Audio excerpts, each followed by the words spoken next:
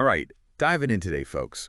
We're tackling some timeless wisdom, stuff that's not just good for the office, but honestly just for, life in general. We're talking about those classic principles from Dale Carnegie's How to Win Friends and Influence People. Yeah, I mean, this book's practically a legend at this point. Right. And we're not just going back to basics here, though. We're going to be weaving in insights from a modern business podcast. It's called Business Breakthroughs that some of you awesome listeners sent our way. Love it when we can bring in those listener suggestions. Always makes things more interesting, right? Absolutely. So the big mission today, right? Yeah. We want to give you guys some solid strategies, things you can actually use to like build better relationships at work, really level up your game. Carnegie's book, it came out, back in 1937? Way back, yeah. And it's crazy how relevant it still is. It makes you think, like, what did this guy figure out about human nature that's, like, just timeless? Well, that's the thing, right? The book was a smash hit the second it landed, and it's been helping people for almost a century. I think Carnegie tapped into something fundamental. Totally. I mean, the guy wrote this book because he saw this gap, right? Like, all the evidence was pointing to, I think his own foundation said 85% of success comes down to people skills. Wow, that's a huge chunk. Right. But there wasn't really a how-to manual for that. And there were surveys back then that showed adults were desperate for this kind of knowledge. People were craving it. Makes sense, though. I mean, you can have all the technical skills in the world, but if you can't connect with people, work with them, influence them, you hit a ceiling pretty fast. Okay, so let's jump into principle number 1, and it's a biggie. Don't criticize, condemn, or complain. The business breakthroughs, folks, they were pretty passionate about how much damage criticism can do in a business setting. What were their main takeaways on this? They really hammered home that point about trust. Criticism just shreds it. It's like when someone criticizes you, you get defensive, right? You don't exactly feel like learning and growing. And that can wreck your relationships, whether it's with customers, colleagues, your boss, whoever. Yeah, no one wants to feel like they're walking on eggshells. Exactly.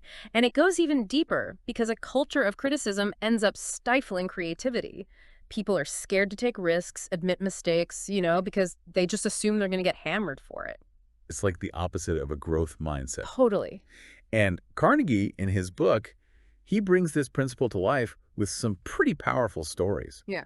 What example from his work really illustrate this point about criticism backfiring? Oh, there's a bunch. There's this guy, John Wanamaker, retail legend. He realized late in his career that he'd spent way too much time scolding people and that he should have been focusing on his own flaws. I bet that was a humbling realization. Totally. Then you've got Abraham Lincoln, right? As a young guy, he loved writing these super critical letters and poems, and they caused a lot of lasting resentment. Ouch. Words can leave scars. For sure. But what's interesting is later, as president, even when he was super disappointed with General Meade, after Gettysburg. Just Meade didn't chase after the Confederate Army. Right, yeah, exactly. But even then, Lincoln expressed his disappointment in this, carefully worded letter, not some angry rant. He understood that sometimes being a leader means holding back on the harsh criticism, even when it's tempting. That's some serious self-control. There's also that story about Carnegie himself getting criticized. Right. He got a taste of his own medicine. Right, yeah. This writer, Richard Harding Davis, he published a pretty critical piece about Carnegie. And even though Carnegie admitted later that some of the points were valid, he still held on to that resentment for years. It just shows you how deep criticism can cut, even when it's public and maybe even partly true. Our emotions can be pretty stubborn, huh? Totally. So tying this back to our listeners, what's their real takeaway here, in your everyday work life? How does this no criticism thing actually play out? Well, if you think about it, building a successful career, building a business, it all boils down to having strong relationships. And to do that, you got to create an environment where people feel safe, valued, and that means resisting the urge to criticize, condemn, or complain. It's not about being a pushover. It's about being strategic, building trust, opening up communication, leading to better collaboration and results. Think about it. Are you going to go the extra mile for someone who constantly criticizes you or someone who lifts you up? Makes sense. All right, principle 2, give honest and sincere appreciation. Seems like the natural next step after ditching the criticism, right? Shifting the focus to building people up. What did business breakthroughs highlight as the benefits of this in the workplace? They were all about the bottom line, actually. They said that sincere appreciation makes people feel valued, which boosts morale and productivity. It's a powerful motivator. Plus, When people feel appreciated, they're less likely to jump ship. Lower turnover rates. And it's not just about your internal team, it's about customers too. Happy, appreciated customers are loyal They're the customers. ones singing your praises, right? Exactly. And they had some real-world examples of this in action. Oh, yeah, let's hear them. So they talked about Starbucks. They've got these employee recognition programs where baristas can give each other shout outs, show appreciation for each other's work, creates a more positive vibe, better teamwork, which of course translates to better customer service. Smart. And then there's Chewy, the pet supply company. They're famous for sending personalized thank you notes, sometimes even flowers or like custom artwork to pet owners who've lost a furry friend. It's those little touches that build emotional connections and keep customers coming back. Those small gestures can go a long way. Huge impact. And they also talked about public praise, giving someone props in front of their peers. That can be incredibly motivating. Yeah, it's like a spotlight on their achievements. Now, Carnegie's book is also full of stories about the power of appreciation. Anything that jumps out at you? Oh, tons. You've got Charles Schwab, the steel tycoon. He was convinced that a big chunk of his success came from being able to inspire his workers by genuinely appreciating them. He understood that a few words of praise could unleash so much potential. Then there's Alfred Lunt, the actor. He straight up admitted he needed nourishment for my self-esteem, which honestly, I think we all need that to some extent. And there's that amazing story about Paul Harvey talking about how a teacher's appreciation for young Stevie Morris's hearing, instead of focusing on his blindness, had a huge impact on his life, eventually leading to him becoming Stevie Wonder. It's like that appreciation unlocked something in him. Chills. It's about seeing the potential, right? Not just the limitation. Exactly. Now, Carnegie's really careful to separate genuine appreciation from just, empty flattery. Oh yeah, huge difference. He's clear that flattery is usually fake, self-serving, and it can actually do more harm than good. It's about telling people what they want to hear, not what you genuinely believe. Appreciation, though, that's heartfelt. It's about recognizing real effort, skills, positive qualities. People respect that because it feels real. He even quotes General Obregon, who said, "Don't be afraid of enemies who attack you. Be afraid of the friends who flatter you." Pretty wise words. Yeah, definitely some food for thought there. So let's get practical for a second. How can our listeners put this appreciation thing into practice at work, using those insights from business breakthroughs? What are some tangible things they can do? They suggested making it a habit to look for opportunities to praise colleagues and clients. The key is to be specific, right? Don't just say, "good job." Tell them exactly what you appreciated, how their actions made a difference.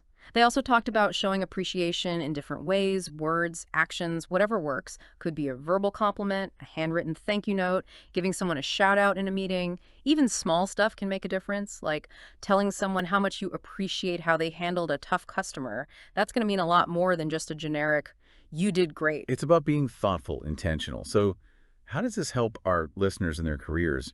What's the payoff? Well, think about it.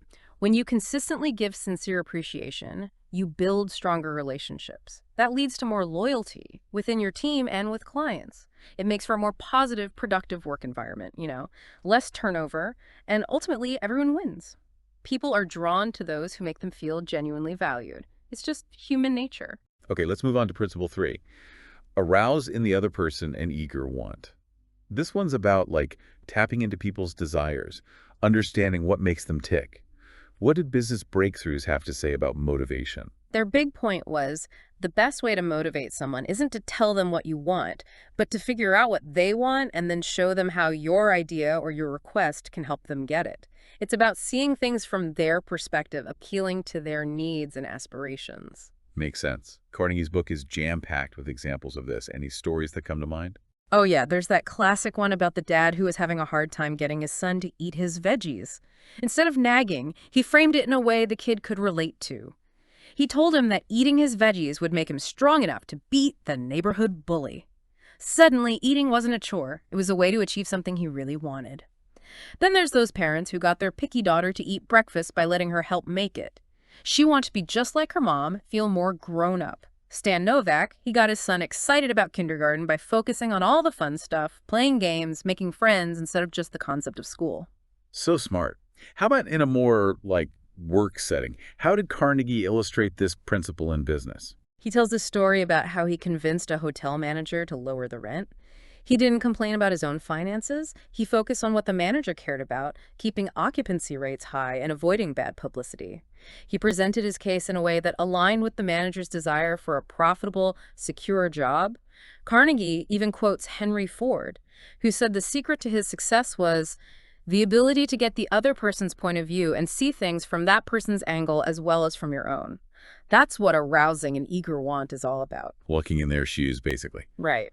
Business Breakthroughs also talked about some mistakes companies make when they don't follow this principle. Yeah. What were those? They pointed out things like rushing customer interactions without actually listening to their needs, ignoring employee feedback, and sticking to these rigid, scripted customer service approaches. None of those take the other person's perspective into account. And Carnegie echoes this. He talks about bad advertising that only focuses on the company's features, not the customer's benefits, and a letter from a freight terminal manager that's all about the terminal's problems, not the customer's convenience. He contrasts those with a successful job application letter where the applicant, Barbara Anderson, laid out exactly how her skills could help the banks. She was speaking directly to their needs, their eager wants. So the lesson here for our listener is understanding what people want. It's not just a nice to have. It's a serious advantage. Oh, absolutely. It gives you an edge in communication, persuasion, negotiation, you name it. Whether you're dealing with clients, colleagues, your boss, when you can show them how your ideas will help them reach their goals, you're way more likely to get them on board. It's a win-win situation. All right, principle 4. Become genuinely interested in other people. This sounds almost too simple, but I have a feeling it's more powerful than we might think. Way more powerful. Carnegie argues that when you show genuine interest in others, you earn their attention, their time, their willingness to help you out. And that's true even for people who are super busy or in high demand. He says real friendships and strong professional relationships, they're not built on trying to impress people. It's about showing sincere interest in their lives, their thoughts, what matters to them. And the book's got a ton of stories about how well this works. Which ones stand out to you? Well, there's Theodore Roosevelt, right? Everyone loved him. And his secretary said it was because Roosevelt could remember details about people he'd met, even the staff, and he'd greet them warmly, asking about their families, how they were doing. Then there's the salesman who kept a big account, not by pitching the owner right away, but by talking to the clerks, being interested in their jobs, their day. Or that fiction writing course that got all these famous authors to speak, just because the instructor genuinely admired their work and wanted to learn from them. Even something as simple as having an enthusiastic tone when you answer the phone, that can make a huge difference in how the other person feels. It's about making them feel like they matter. Exactly. I love that story about Mrs. Rosedale and the bank teller. Could you refresh our listeners' memories on that one? Yeah, sure. Mrs. Rosedale was a loyal customer at this bank, not because they had the best rates or anything, but because one teller had actually shown concern when she mentioned her sick mother. And the teller even remembered to ask about her later. It's those small acts of kindness, of genuine interest, that create those lasting bonds. It's about being human, not just transactional. And there are tons of other examples. Charles Walters got crucial info by being interested in a president's son's stamp collection. Mr. Naffel landed a huge order because he genuinely cared about a chain store executive's work and the challenges he was facing. It all comes back to that same principle. Being interested pays off. So for our listeners, cultivating that genuine curiosity about the people they interact with, that's not just a social skill, it's a professional one too. Totally. It's the foundation for strong, effective relationships. When people feel seen, heard, valued for who they are, they're way more likely to trust you, work with you, and want to see you succeed. It turns those surface-level interactions into real connections. All right, let's talk about something seemingly simple, but incredibly powerful. Principle 5, smile. Can't forget about that one. Both Business Breakthroughs and Carnegie are all about the power of a genuine smile. It's a universal symbol of good intentions, happiness, being approachable. It makes a great first impression, shows you like the other person, all without saying a word. And it's funny, studies have shown that people can actually sense a smile over the phone just from your tone of voice. Pretty cool, huh? It's wild. Carnegie's got some pretty good examples of how a smile can make a difference. What are some of those? Oh, there's that one about the hiring manager who said he'd rather have a clerk who was friendly and smiled a lot than someone with a PhD who was grumpy. It just shows you how important a positive attitude is, especially when you're dealing with customers. Dr. Sproul told a story about a baby smile instantly changing the mood in a packed waiting room, making it feel warmer, more relaxed. And there's that old Chinese proverb, a man without a smiling face must not open a shop. It gets the point across, right? Even the classic Heinz soup ads from back in the day, the ones that emphasize smiling at Christmas, they played on that same idea. A smile just makes things better. Makes you wonder if they knew about those studies back then. Maybe they were onto something. But what if you're just not feeling it? Carnegie talks about, like, forcing a smile. Yeah, he says even if you don't feel like smiling, trying to can actually shift your mood. He suggests whistling, humming a tune, singing, anything to get those facial muscles working and your body in a more positive posture. He even brings up the psychologist William James, who said that our actions can influence our emotions. It's like faking it till you make it, but for happiness. The point is, staying positive, even when it takes effort, that's key. So even a fake smile can have a real impact. What's the main message here for our listeners? Why is smiling so important? It's simple. Don't underestimate the power of a genuine smile. It's such a small thing, but it can make a huge difference in how people perceive you. It helps build rapport, makes you more likable, and it honestly just makes the world a little bit brighter. All right, on to principle 6. Remember that a person's name is, to that person, the sweetest and most important sound in any language. This one's all about personalization. Yeah, Carnegie's big on this. He says remembering and using someone's name is like a basic level of respect, but it's also super effective for making people feel valued. On the flip side, forgetting someone's name or saying it wrong, that can really hurt a relationship, whether it's personal or professional. It's like you're not even trying. And he's got some great stories about people who were masters of this. Oh, yeah, tons. There's Jim Farley, who was super important in FDR's political career. The guy could remember the names of thousands of people. It was legendary, and it was a huge part of building support for FDR.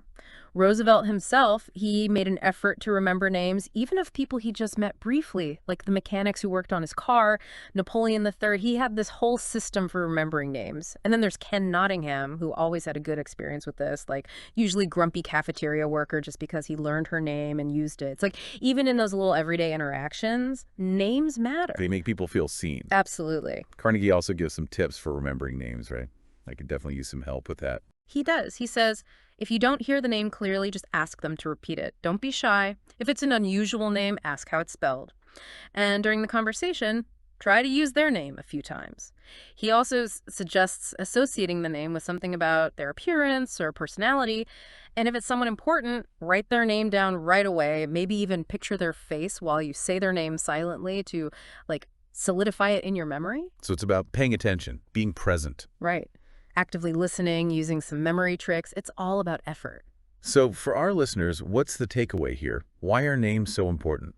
Made a conscious effort to remember and use people's names. It's a simple act of respect, but it goes a long way in building those strong, positive relationships in every area of your life. It shows you care enough to make the effort. Okay, last principle for today, and it's all about truly engaging with people. Be a good listener. Encourage others to talk about themselves. This is huge. Both business breakthroughs and Carnegie emphasize that good listening makes people feel heard, understood, appreciated.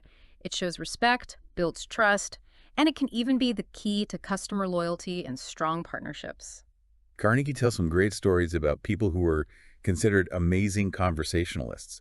But it wasn't because they talked a lot. It was because they listened so well. Can you share some of those? Sure. There's this one about a botanist at a dinner party who thought Carnegie was a fantastic conversationalist. But Carnegie barely talked about himself. He just listened intently to the botanist talk about plants, asking questions and encouraging him to keep going. Then there's Charles W. Eliot, former president of Harvard. He was known for his incredible listening skills. He made everyone feel like they had his full attention. Even Sigmund Freud, his ability to listen with intense focus, that was a big part of his success in understanding his patients. And Edward Bach, a magazine editor, he owed some of his success to being willing to listen to people's stories and ideas. It's like their listening made other people feel like brilliant talkers. Business breakthroughs also talked about what happens when businesses ignore this principle, right? Yeah, they mention things like cutting customers off before they've explained their issue, or brushing off employees' suggestions without really considering them. Those kinds of actions make people feel dismissed, unimportant, which can wreck relationships and lead to missed opportunities. It's like the opposite of active listening. So what does real active listening look like for our listeners? What should they be doing in their professional interactions? It's about being fully present, Making eye contact, nodding to show you're engaged, asking open-ended questions that encourage the other person to share more, and really listening to what they're saying, not just waiting for your turn to talk. Remember the details they share and bring them up later. Show them you were paying attention. When you make people feel heard, you build trust, strengthen those connections, and often you end up learning something valuable in the process. So wrapping up this deep dive, we've covered 7 powerful principles from Dale Carnegie, and we've seen how they're still relevant in the modern business world. Can you give our listeners a quick recap of those key takeaways? Sure. We talked about avoiding criticism, condemnation, and complaining, giving honest and sincere appreciation, figuring out what the other person wants and appealing to that, being genuinely interested in others, the power of a smile, the importance of remembering names, and mastering the art of listening and encouraging others to talk about themselves. And your mission, should you choose to accept it, is to actually put these principles into practice in your work life. If you do that, you'll be well on your way to building better relationships, boosting your influence, and achieving more success than you ever thought possible. Exactly. And as you think about these principles, I want you to ask yourself this. Which one feels the most challenging to actually live by day in and day out? And what's one small step you can take today to start incorporating that principle into your interactions with others? Think about the ripple effect those seemingly small actions can have, not just on your career, but on the quality of your relationships in every part of your life. That's the true legacy of Dale Carnegie's work. And on that note, we'll wrap things up. Thanks for joining us on this deep dive. Always a pleasure. Until next time, keep learning, keep growing, and keep connecting. All right, diving in today, folks. We're tackling some timeless wisdom. Stuff that's not just good for the office, but honestly just for, life in general.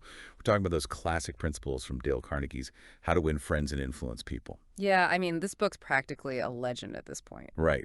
And we're not just going back to basics here, though. We're going to be weaving in insights from a modern business podcast. It's called Business Breakthroughs that some of you awesome listeners sent our way. Love it when we can bring in those listener suggestions. Always makes things more interesting, right? Absolutely. So the big